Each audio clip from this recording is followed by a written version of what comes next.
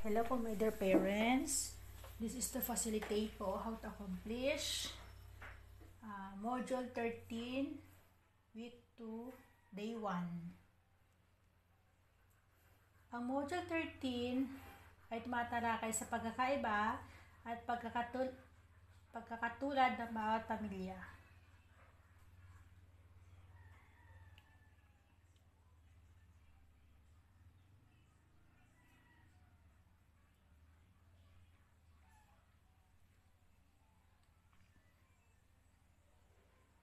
So, meron tayong subukin dito. Isang magandang araw sa iyo, aking masipag na mag-aaral. Ngayong araw na ito ay atin susubukan tuklasin kung lubos mong kilala ang iyong pamilya. Ibigay o gawin ang isinasaad sa bawat kahon. Isulat ang iyong buong pangalan, maaaring gabayan o tulungan ng magulang o tagapag-alaga, guro kung hindi kaya ng bata na gawin ito ng mag-isa.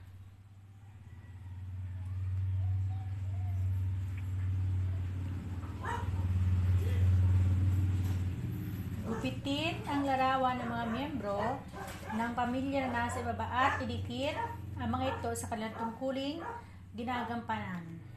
Okay, ito ay si tatay, si nanay, kuya, ate at si bunso. Idikit sila dito sa mga trabahong kanilang ginagampanan.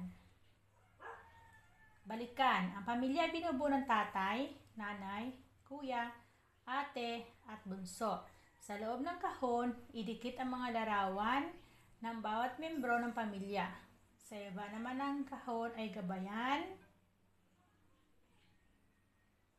ang anak sa pagbakat ng pangalan ng bawat membro ng pamilya. Maaaring disenyuhan sa magitan ng paggupit ng color paper at iba pang materyales upang mas kaya-ayang tignan ang natapos na gawain. Yan. So, kung wala kayong larawan, pwede na kayong mag-drawing dyan, no? Tuklasin. Gawain isa maliit na pamilya. So, meron tayong uri ng pamilya. Ang maliit na pamilya ay binubuo ng tatay, nanay, isa, dalawa o tatlong anak. Yan. Minsan naman ay walang anak. So, ito yung pamilya na maliit. Pamilya na may dalawang anak, pamilya na may isang anak, pamilya na may tatlong anak. So, sila ay maliit na pamilya. Okay, lagyan ng check ang mga larawang may maliit na pamilya. Yan. Lagyan daw ng check ang larawan na maliit lang ang pamilya. So, dito naman ay malaking pamilya. Ang malaking pamilya ay binubuo ng mas higit sa tatlong mga anak.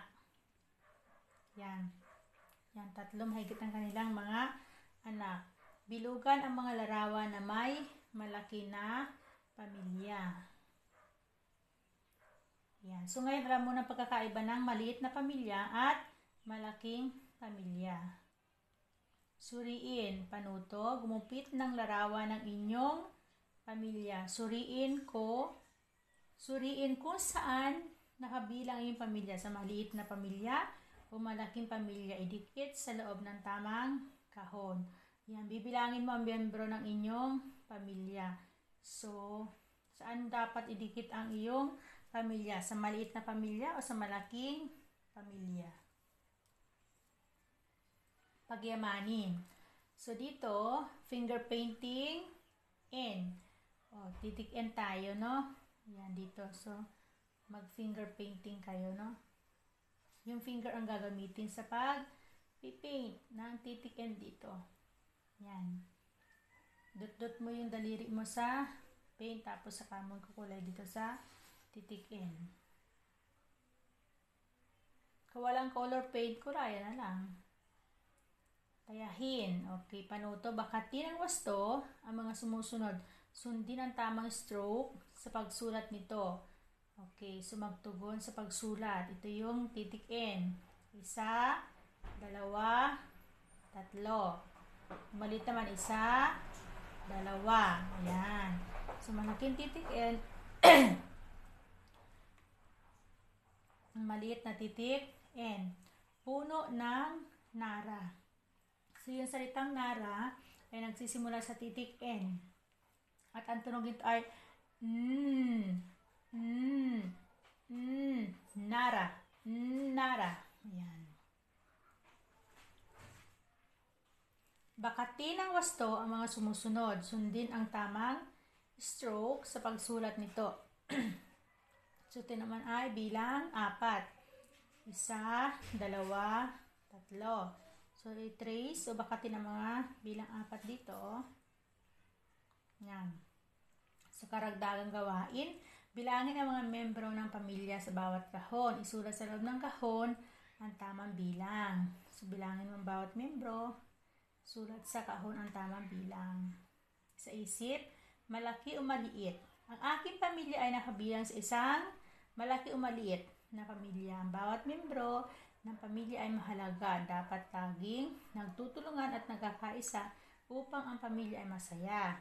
Sa gawa, hanapin at bilugan ang mga letrang N at bilang 4. Yan. So, yan po yung Module 13, Day 1. Thank you, my dear parents, mga anak.